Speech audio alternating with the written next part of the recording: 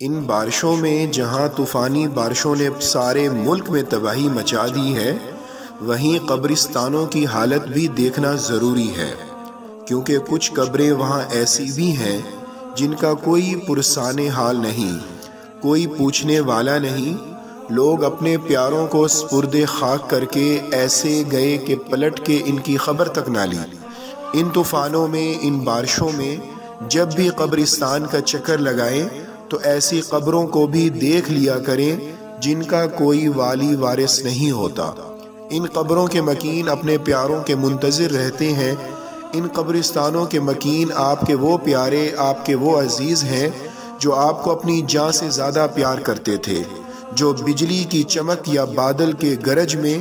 آپ کو اپنے سینے میں چھپا لیتے تھے، جو سارے زمانے کے طوفانوں اور حوادثات سے بچا کر آپ کو اپنی آغوش میں بھر لیتے